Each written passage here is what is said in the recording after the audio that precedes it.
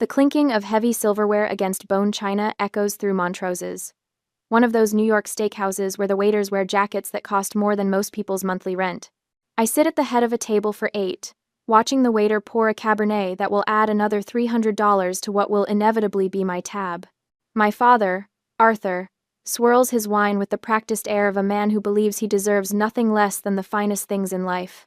At 60, his silver hair is still thick, his Brooks Brothers suit still fits, and his confidence remains utterly unshaken by the fact that he hasn't earned a paycheck in 5 years. "How's the market treating you, Adrian?" he asks. Not because he cares about my answer, but because he's thinking about his mortgage payment. "It's fine," I reply, the words clipped. I've been a senior investment analyst long enough to know that "how's the market" is code for "when's my next check?"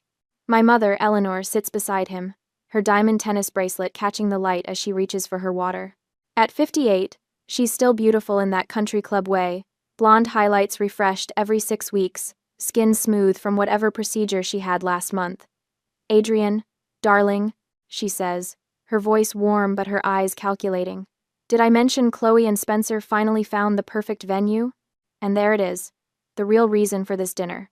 My sister Chloe beams from across the table, her engagement ring 3 carats, because Spencer Davenport III doesn't do anything small sparkling under the chandelier.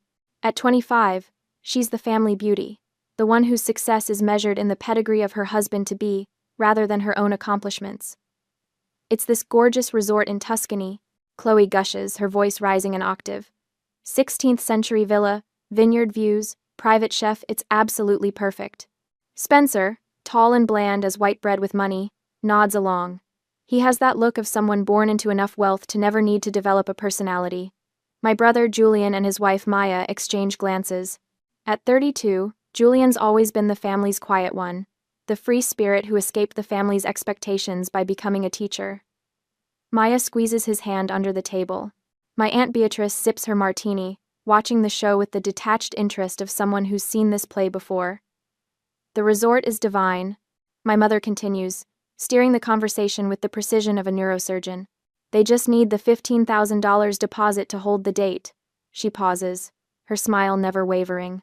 "I'll send you the wire info." The table falls silent, all eyes on me.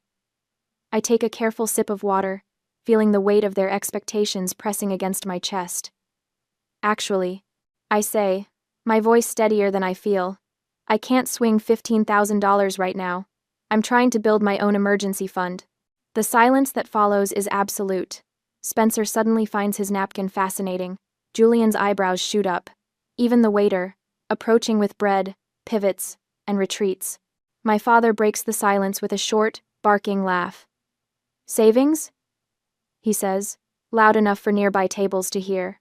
"Your job is to earn." He leans forward, his voice dropping to a register that has always made my stomach clench. How does it feel to be the only useless ATM here? The table, minus Julian and Maya, erupts in chuckles, as if my father has said something witty instead of cruel.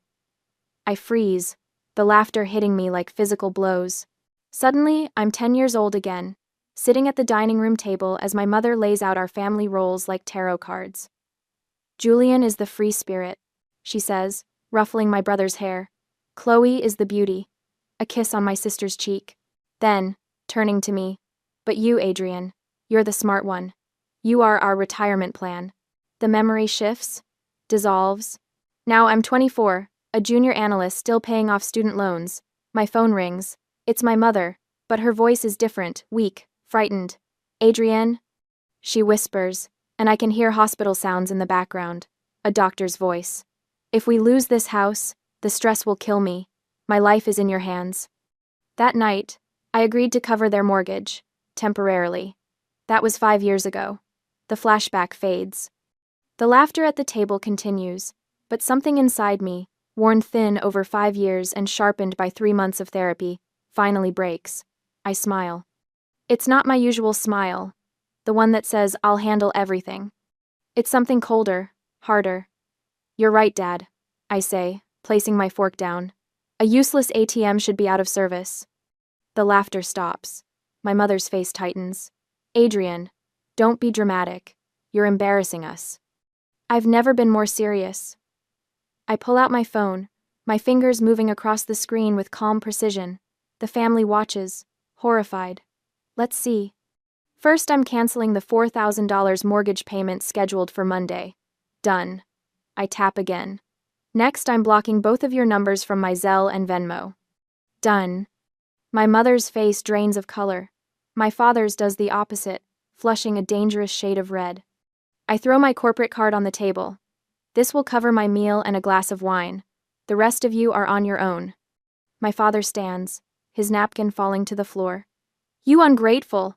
After everything we've done for you. I stand too, suddenly taller than I've ever felt. What have you done? I paid for my own Ivy League education. I'm paying for your mortgage. I look at each stunned face around the table. I'm done. I walk out, feeling eyes from every table following me. The silence in the restaurant is complete, broken only by the soft tap of my heels against marble. Outside, the night air hits me like freedom. For the first time in 5 years, I can breathe. The Uber lurches through Manhattan traffic as my phone vibrates itself to death in my hand. The screen flashes like a slot machine hitting jackpot, only I've won nothing but confirmation that I've kicked a hornet's nest. Eleanor. You'll kill me. Is that what you want? Call me now. Arthur. You will fix this. This childish tantrum stops today. Chloe. You've ruined everything. The venue won't hold without the deposit. My hands shake so badly I nearly drop the phone. A hot, sick feeling spreads from my stomach to my limbs. I've never defied them like this, not once in 29 years. The messages blur as tears threaten, but I blink them back. I won't reply. Not yet. Maybe not ever. Then another notification appears, from an unexpected source. Julian, are you okay? That was incredible. I stare at the screen, reading his words over and over. My brother has never sided with me against our parents. Never. He's always been the quiet one, the one who escaped by becoming invisible. And yet here, in 6 simple words, is the first support I've ever felt from my family. Something small and warm unfurls in my chest, a fragile thing but stronger than the panic that's been choking me. The next morning, I call in sick to work. Not a lie, the thought of pretending everything is normal while fielding frantic calls from Eleanor makes bile rise in my throat. Instead, I shower, dress in jeans, and a sweater. Not the tailored blazer and slacks, Arthur once told me, made me look the part of family provider. And head downtown to my financial advisor's office. Mark Wilson has handled my investments since my first bonus check. He's never questioned the steady outflow of funds to accounts with the Holloway name, never suggested I might be overextending myself. When I enter his office now, his expression shifts from professional welcome to concern. Adrian, what's going on? Your message said it was urgent. I need a complete audit. My voice is steadier than I expected. Every dollar that's left my accounts in the last 5 years. I need to see the damage. 2 hours later, we have a number. Mark turns his computer screen toward me, a spreadsheet with row after row of transactions, each one color-coded by recipient.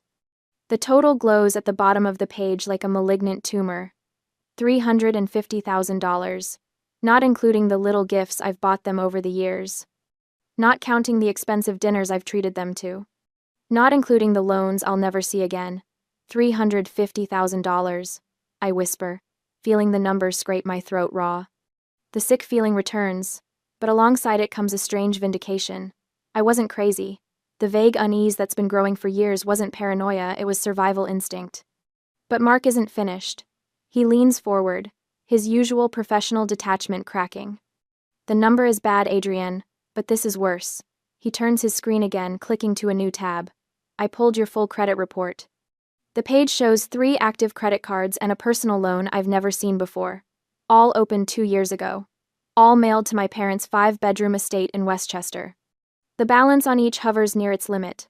The total fraudulent debt, taken out in my name with my social security number, $60,000. The room tilts slightly. My fingernails dig into my palms. They committed identity theft? Mark says, his voice gentle but firm. This isn't just family taking advantage, Adrian. This is criminal fraud. The realization crashes over me in a wave. It wasn't just exploitation. It was identity theft. It was a crime. The sacrifices my parents always mentioned were mine, and the obligation I felt was a one-way street. In that moment, my father's face rises in my mind. Arthur, the former executive, who couldn't possibly take an $80,000 job because it was beneath him. Arthur, who somehow knew enough about credit applications and verification processes to open accounts in my name without me noticing. Arthur, whose ego couldn't stand a step down the socio-economic ladder, but whose moral compass apparently had no issue with committing felony fraud, and beside him, in my mind, stands Eleanor. My mother, with her convenient health crises that always seemed to flare up when I questioned a payment. The emotional weapon, perfectly calibrated to keep me distracted, guilty, and compliant, while Arthur siphoned away, not just my current earnings, but my future as well. The panic I felt leaving the restaurant last night is gone now, replaced by a cold, hard clarity. This is no longer a family dispute. It's a legal matter. I think of my therapist, the one I've been seeing for 3 months. The one who first used the word abuse to describe my family's behavior, making me flinch and argue that they just needed help. I pull out my phone and dial her office. Dr. Hammond? It's Adrian Vance. I need a referral. For a financial litigation lawyer. A tough one. She doesn't ask questions, just gives me a name. Cynthia Blackwell, notorious for her scorched earth approach to financial crimes. I hang up and immediately make an appointment for tomorrow morning. For the rest of the day, I sit in my apartment, methodically calling credit bureaus and fraud departments. With each call, each report filed, each account frozen, I feel stronger, more certain. My phone continues to vibrate, but the tone of the messages shifts as the day progresses. The initial anger gives way to confusion, then to panic. Arthur, what have you done? The card was just declined. Eleanor, the bank called about the mortgage. Call me now. I don't respond. I don't need to. For the first time in my adult life, I'm not running from my family's demands. I'm standing my ground. This isn't just about escape anymore. It's about resistance. Monday comes and goes. With it, the mortgage payment deadline. My phone buzzes incessantly, the screen lighting up with my parents' names until I finally silence it completely. The quiet lasts exactly 12 minutes before they switch tactics. Voicemails pile up. I play the first one while making coffee, Eleanor's voice wavering with practiced fragility. Adrian, please. She sobs. The bank is calling. They're threatening foreclosure notices. Please call me back. Delete. The second message comes an hour later, her tone shifting. After all the sacrifices I made for you, carrying you for 9 months, choosing your schools, giving up my career. This is how you repay that? Delete. By afternoon, the messages turn dark. You are tearing this family apart. Your father can't sleep. I can't eat. Is that what you want? To destroy us? I set my phone down, surprised by my own calm. In the past, these messages would have sent me into a spiral of guilt and panic. Now they sound like what they are, the desperate flailing of people who've lost their grip on their favorite puppet. My therapist calls this progress. I call it clarity. The buzzer to my apartment sounds at 7:14 p.m. I check the security feed on my phone, expecting a food delivery. Instead, I see my father's face, contorted with rage as he jabs the button again and again.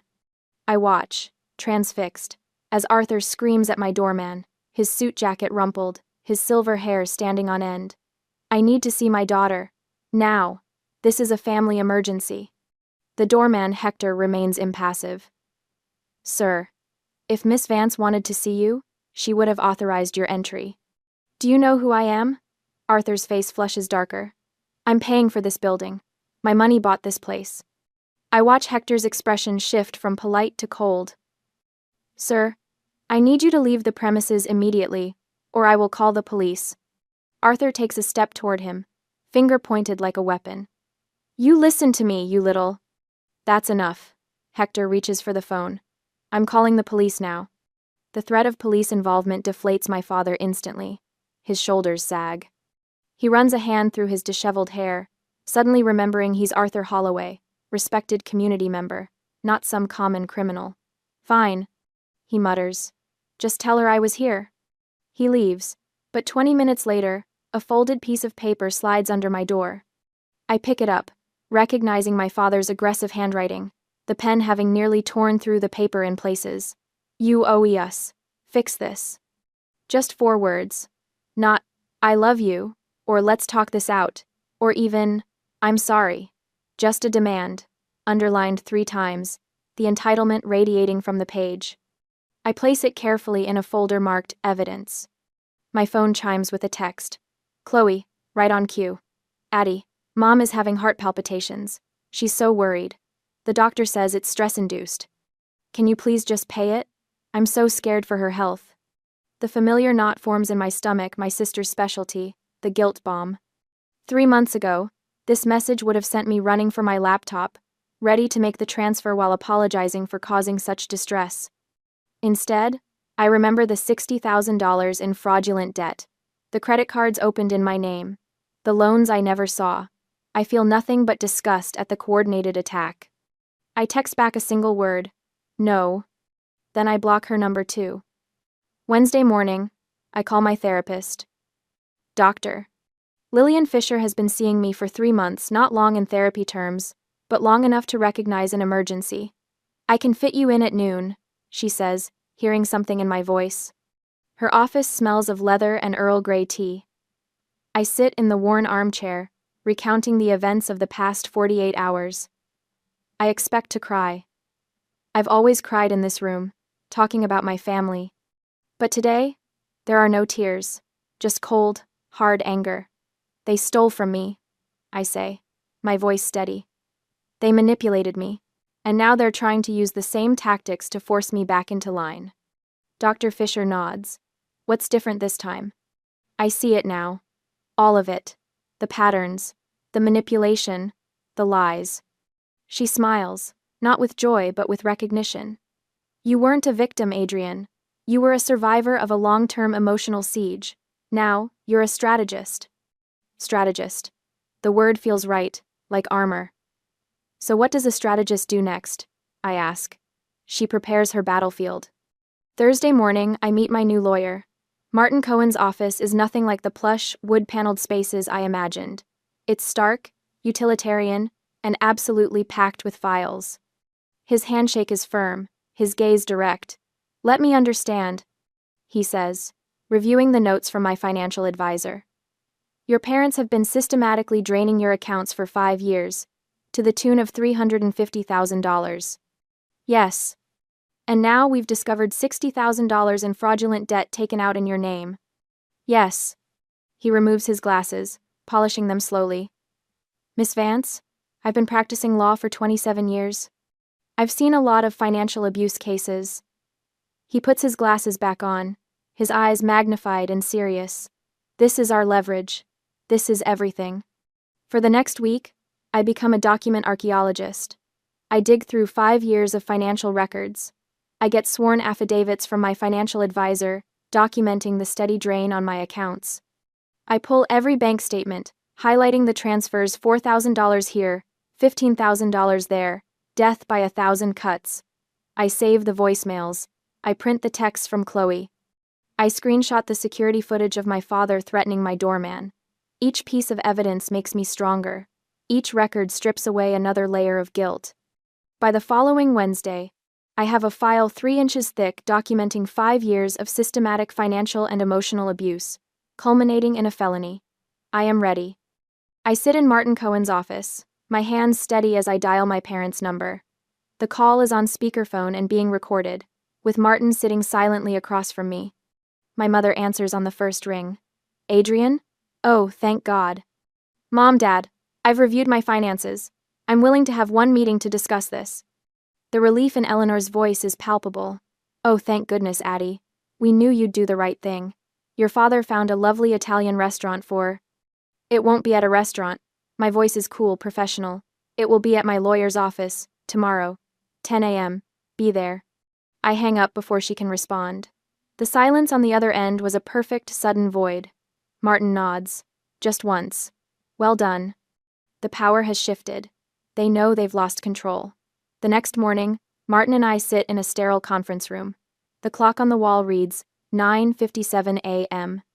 My case file sits between us, neatly labeled and organized. At precisely 10 a.m., his assistant opens the door. Arthur and Eleanor walk in, looking annoyed and entitled.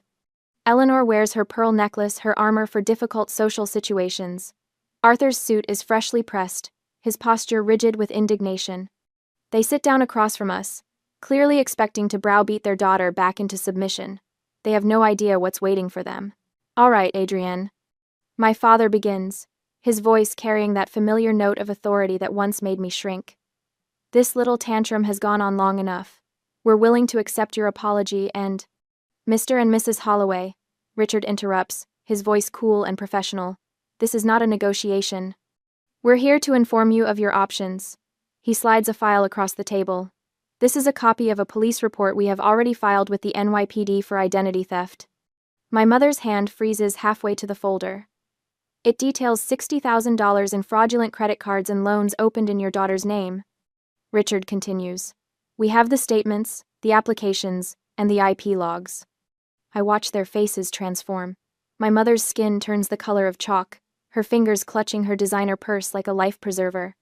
My father's complexion does the opposite, flushing a dangerous shade of purple that climbs from his collar to his hairline. "How dare you!" My father slams his fist against the table, making the water glasses jump. "This is a family matter. You'd send your own parents to jail over a misunderstanding?" My mother's eyes fill with tears. Not the delicate, dignified kind she displays at country club functions, but the messy, desperate kind that smear her mascara. "Adrienne, how could you?" Her voice breaks, her hands reaching across the table. I pull mine back. "After all the sacrifices we made, we just needed a little help. You have so much. It was your obligation." There it is. The guilt bomb. The emotional nuclear option my therapist prepared me for. The weapon they've deployed countless times over the years whenever I showed the slightest resistance. I sit perfectly still, my hands folded in my lap. I watch my mother's performance, the trembling lip, the heaving shoulders, and search for the familiar ache in my chest, the crushing weight of responsibility that's been my constant companion. And find nothing. Not anger, not hurt, just a vast, cool emptiness where the guilt used to live. I turn to my lawyer and nod once. Richard continues as if they hadn't spoken, his voice as calm as if we were discussing the weather. "As I said, the report is filed. This is a non-negotiable step required by the credit bureaus to clear Adrienne's name. The DA is very interested." My father's face twists with rage. I recognize the expression, the same one he wore when I announced I wouldn't be paying for Chloe's car insurance anymore. The look that once sent me scrambling to appease him. "However," Richard says, removing another document from his portfolio, "Adrienne has spoken with the district attorney. She will advocate for probation instead of jail time." My mother looks up, hope flickering across her tear-stained face. "On one condition." Richard slides the second document forward. "You agree to full, immediate restitution of the $60,000. My father barks a laugh, sharp and bitter. "We don't have $60,000. You know that." "Which is why," Richard says, sliding over a second set of documents, "you will be putting your 5-bedroom home on the market. Today. The sale will be handled by an escrow company we've selected to ensure the $60,000 is paid directly to the creditors." The silence that follows is absolute. I watch the truth settle over them like ash. They are trapped. It's either sign the papers or face a felony conviction. Their family matter has become a legal execution. My father's hands, the same hands that once ruffled my hair when I brought home straight A's, the same hands that signed loan applications in my name, begin to tremble. My mother's shoulders slump, the fight draining out of her like air from a punctured balloon. "You can't be serious," my father says, but the bluster is gone. His voice sounds old suddenly, hollow. "Your daughter is deadly serious," Richard replies. "Sign the papers, or the DA moves forward with charges. Your choice." My mother looks at me, really looks at me, perhaps for the first time in years. Not as the retirement plan, not as the ATM, but as a person with boundaries she's violated. "How will we live?" she whispers. The words should sting. They should activate the caretaker programming buried deep in my DNA. But I think of the $350,000 I've already given them. I think of the lies, the manipulation, the identity theft. I think of 5 years of my life spent working 60-hour weeks to maintain their lifestyle while neglecting my own future. That, I say, My voice soft but steady, is not my problem anymore. My father's jaw works, his pride warring with his self-preservation. Finally, he reaches for the pen Richard offers. This isn't over, he mutters as he signs. But we both know it is. As his pen scratches across the paper, I feel something in my chest loosen a knot I've carried for so long I'd forgotten it wasn't part of me. The meeting ends quickly after that. No tearful goodbyes, no promises to stay in touch, just the cold efficiency of paperwork being processed, of boundaries being erected.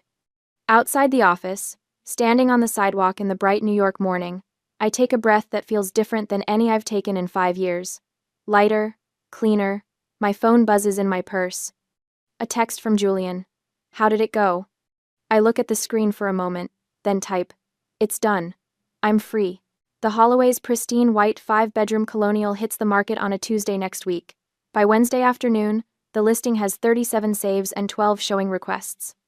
By Thursday morning, their friends are texting. Downsizing? Asks the country club president's wife. Retirement property in Florida? Suggests Eleanor's bridge partner. My mother doesn't answer any of them. For the first time in her 58 years, Eleanor Holloway has nothing to say. The shame of it silences her more effectively than any argument ever could. I watch it all from a distance, not with joy, but with a cold, steady clarity. The weight I've carried for 5 years has lifted. My shoulders straighten a little more each day, my breathing deepens. My therapist calls it reclaiming your power. I call it survival. Julian calls me on Friday night. It's like watching a meteor hit, he says, his voice low, as if Arthur might overhear him even though he's calling from his own home. Mom hasn't left her bedroom in 3 days. Dad just sits in his study drinking scotch. Are they asking you for money yet? I ask, running my finger along the edge of my kitchen counter. The pause tells me everything. They tried, he finally admits. I said no.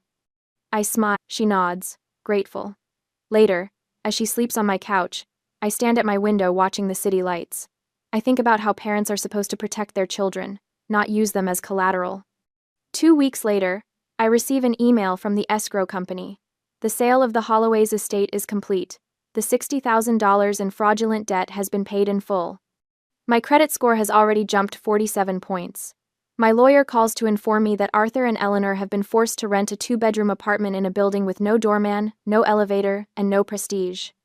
The remaining money from the sale after the mortgage payoff and my restitution barely covered their security deposit. They didn't even look at me when they signed the papers. I tell my therapist later that week. Not once. How did that make you feel? She asks. Nothing, I reply. I felt nothing at all. 3 months pass. Chloe moves to Boston for a fresh start. Julian and Maya have me over for dinner twice a month. I cook more. I sleep better. I date a little. I breathe. Then, on a Tuesday evening as I'm reviewing quarterly projections, my phone rings.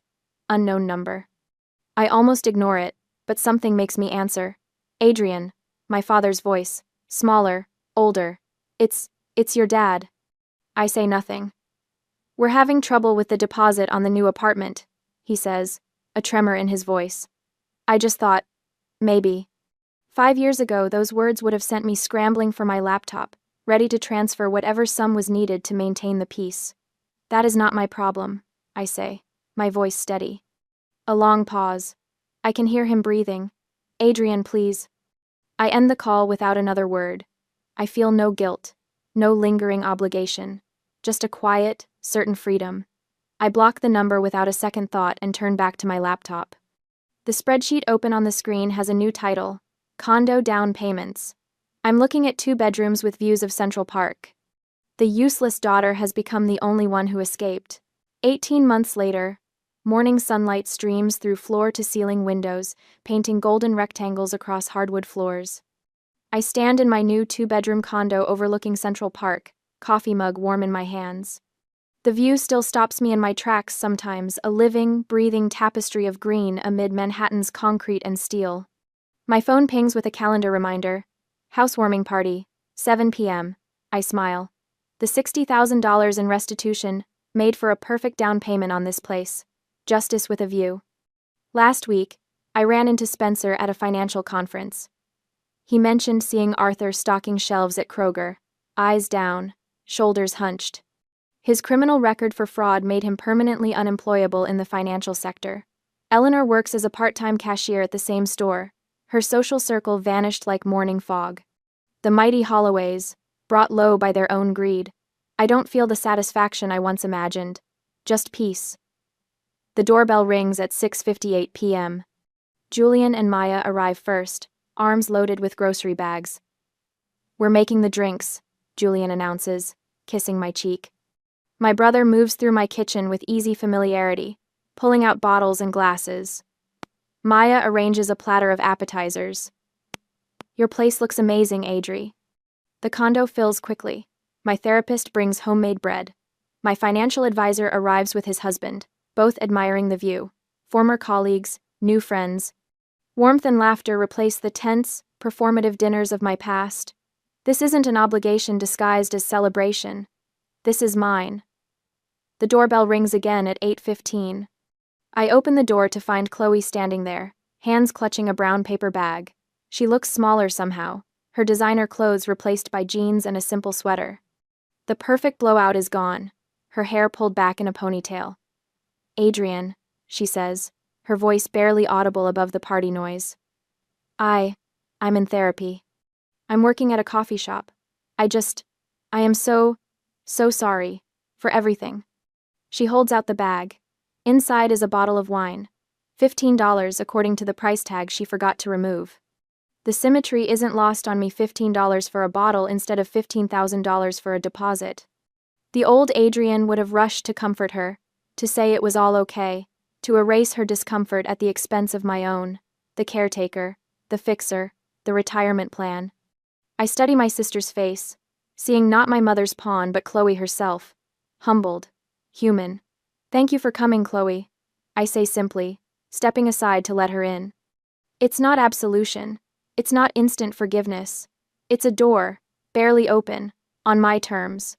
My phone buzzes in my pocket. I glance at the screen. An email from my mother. I delete it without reading. My parents were not invited. Later, when the noise inside grows too loud, I step onto the balcony.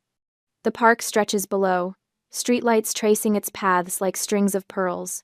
Behind me, glasses clink, and laughter rises. Julian tells a story that makes everyone howl. Chloe sits quietly in a corner, talking with Maya. I take a sip of wine and feel the cool air on my face. For 29 years, I lived as someone's investment, someone's safety net, someone's ATM. Standing here, watching the city lights shimmer against the darkening sky, I am none of those things. I am just Adrian, and I am free.